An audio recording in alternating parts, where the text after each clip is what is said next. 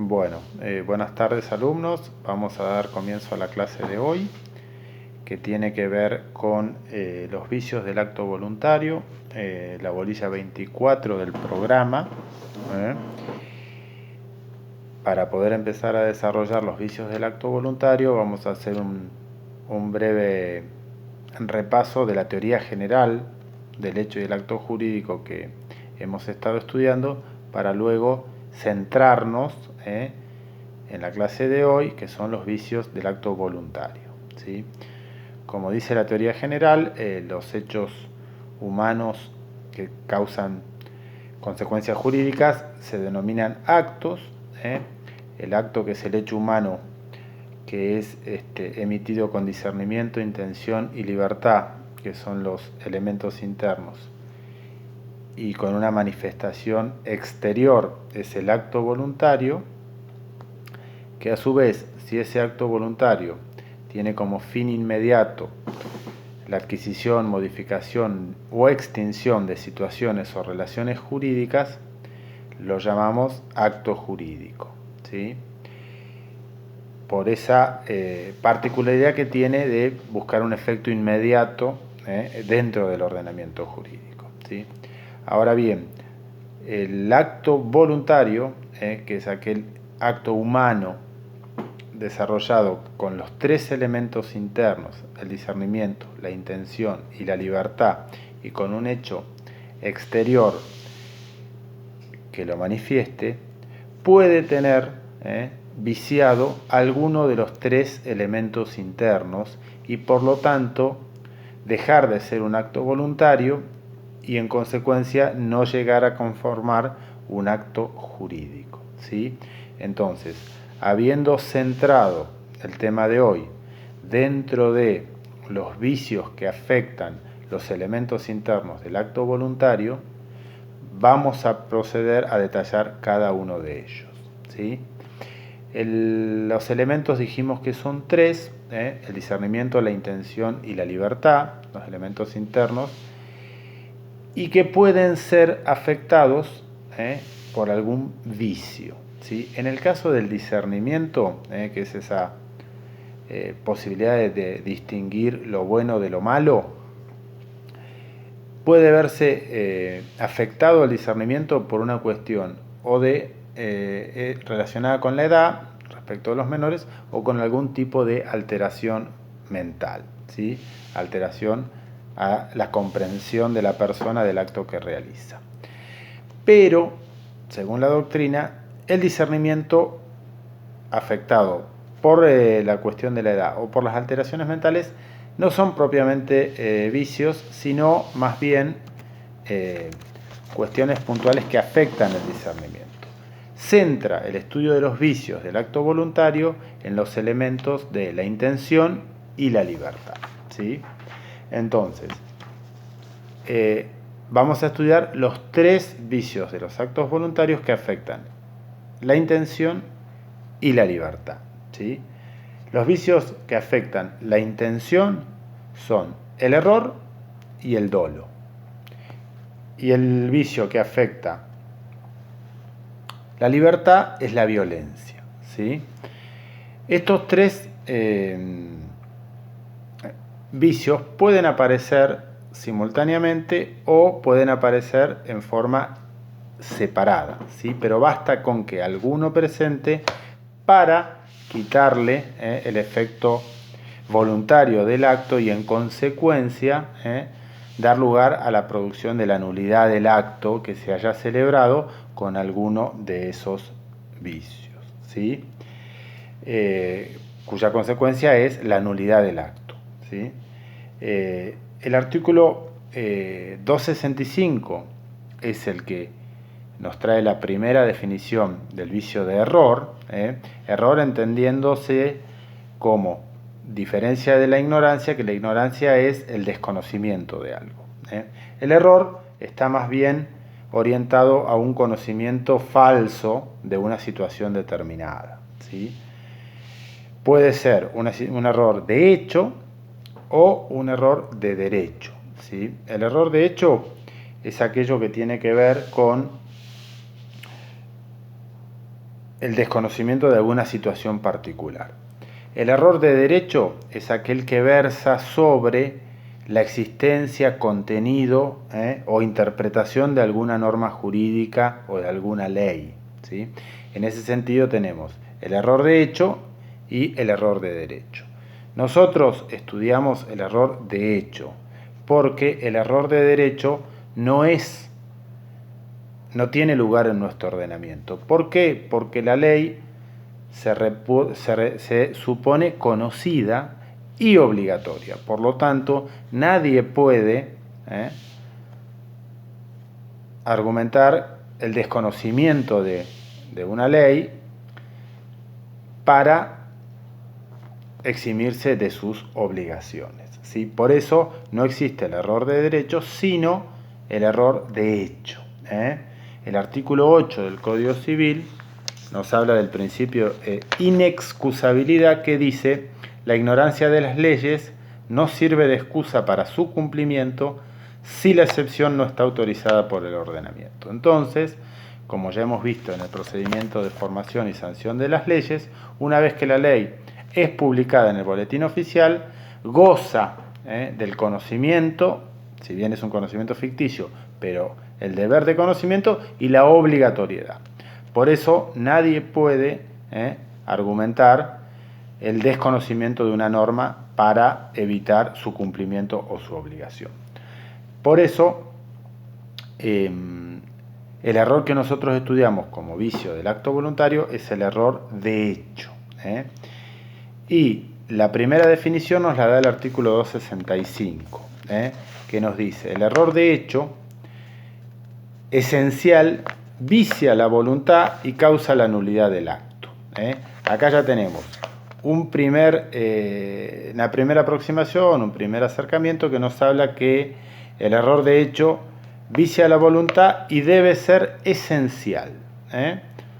Y la consecuencia es la nulidad del acto, ¿sí? Retrotrae o priva de sus efectos propios al acto, ¿sí? ¿Qué significa que el error sea esencial?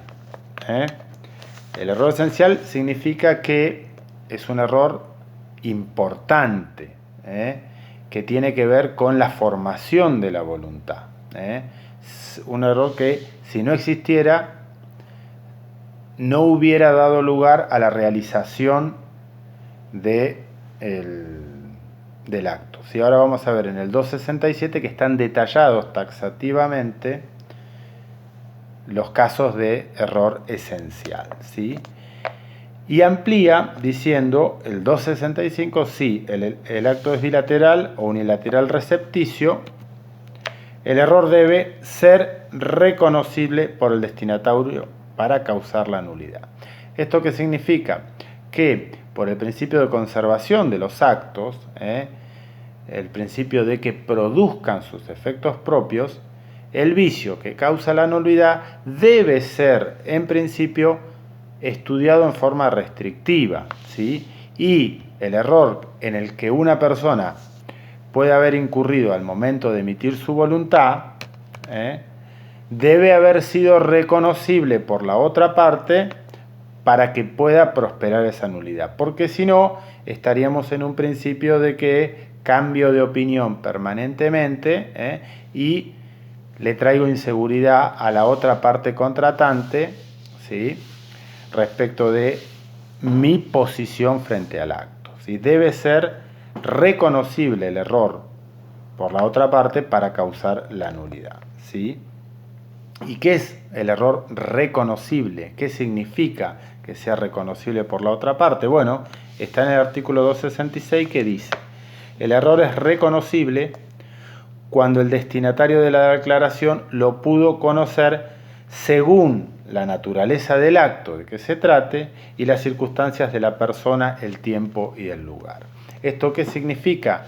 Que quien invoca un error en la celebración de un acto que vicia su voluntad, deberá ser analizado según si la otra parte lo pudo conocer, según el tipo de acto que se trate, y las circunstancias que tuvieron lugar al momento de la celebración. Es decir, hay que poner el ojo respecto de la situación general que tuvo ese acto, a ver si efectivamente una de las personas actuó con error o no, ¿sí? Volvemos a decirlo, a los fines de que los actos produzcan sus efectos, de que no sea viable que una persona pueda permanentemente manifestar un error de hecho para pedir nulidades de actos en los cuales formó parte, ¿sí? Porque el principio general es que los actos produzcan sus efectos, ¿sí? Y que este vicio de la voluntad sea entendido en sentido restrictivo. Restrictivo significa que debe ser bien estudiada todas las circunstancias del caso para hacer lugar al vicio de error, ¿sí? Y ahora volvemos al 267 que nos habla de los supuestos de error esencial, que es un requisito para que proceda la declaración de este vicio. Y dice, el error de hecho es esencial cuando recae sobre la naturaleza del acto, el tipo de acto que se está celebrando. Una de las partes piensa que se trató de una donación, que le están entregando, regalando algo, y la otra parte en realidad le está efectuando un préstamo, ¿sí? Ahí hay un error respecto de qué tipo de acto se estaba celebrando, y si se consigue acreditar según las circunstancias del tiempo y del lugar, puede, sí, plantearse la existencia del error y dejar las cosas al estado anterior, ¿sí? Eso se trata de la naturaleza del acto, que es un error esencial. El inciso B, un bien o un hecho diverso de distinta especie del que se pretendió designar, o una calidad, extensión o una suma diversa a la querida, ¿sí? Acá el ejemplo siempre que nosotros damos es una persona que piensa que está contratando en billete dólar y sin embargo se está celebrando en pesos. Entonces hay una enorme diferencia según se considere una u otra moneda. Por lo tanto, si una de las partes erróneamente creyó que estaba contratando en una moneda distinta y se puede apreciar según las circunstancias que llevaron a la celebración del acto, bueno, en ese caso se puede plantear válidamente que se trató de un error en la calidad, la extensión o la especie del hecho que se estaba celebrando, ¿sí? El inciso C nos habla de la cualidad sustancial del bien que haya sido determinante de la voluntad jurídica, siempre según la apreciación común o las circunstancias del caso. En este caso, a diferencia del anterior, si bien la cosa que es objeto del acto es la misma, pero no tiene alguna cualidad que una de las partes creía que tenía y que formaba parte de la voluntad de contratar, ¿sí? En ese caso, el bien es correcto, pero las cualidades de ese bien no son las que había entendido que tenía. Y que, de haber sabido que no las tenían, no lo hubiera celebrado, ¿sí?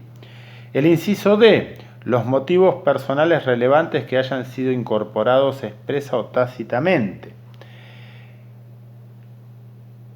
Esto tiene que ver con la preparación del acto, las circunstancias que afirmaron a la otra parte que tenía el acto, ¿sí? Y que resultan no ser tales al momento de obtener la celebración del acto, ¿sí?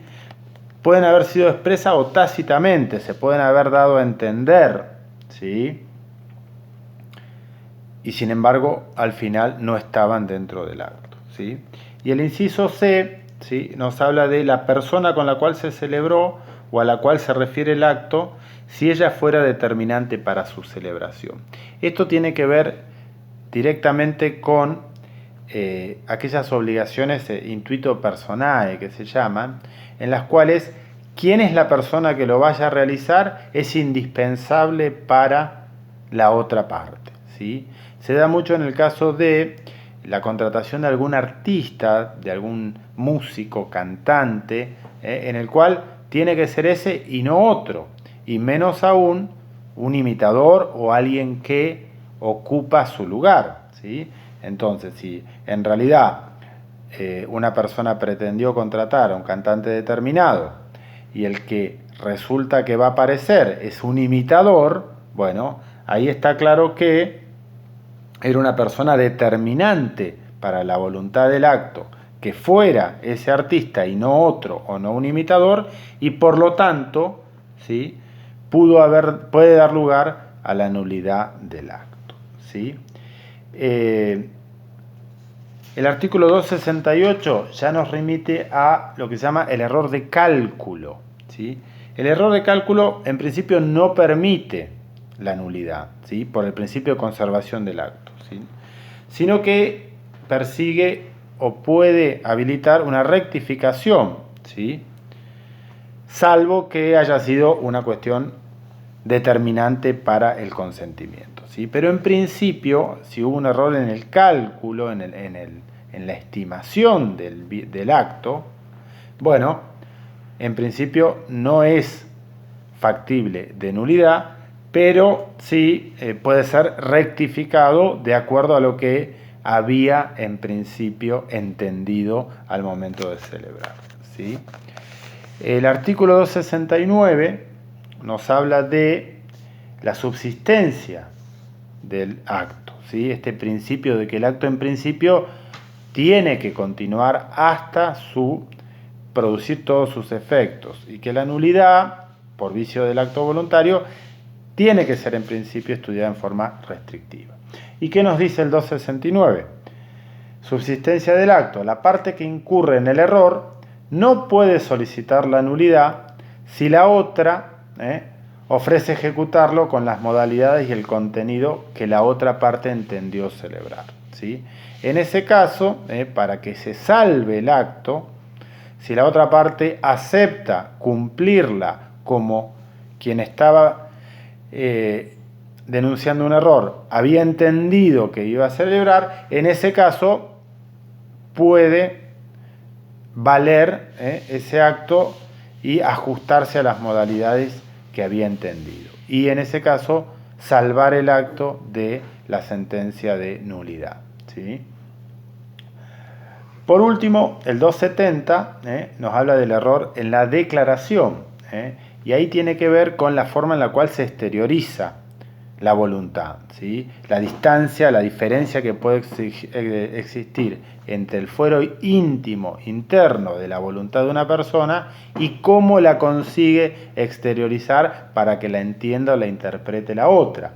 Y que nos dice el error en la declaración, el artículo 270, que dice: las disposiciones de los artículos de este capítulo son aplicables al error en la declaración de voluntad y en su transmisión, pero siempre en un sentido restrictivo y tendiente a salvar la validez y la vigencia del acto, ¿sí? Como vemos, el vicio de error del acto voluntario está muy bien comprendido, detallado en los artículos 265 a 270 del Código Civil, y no tiene en principio mayor dificultad de interpretación, ¿sí?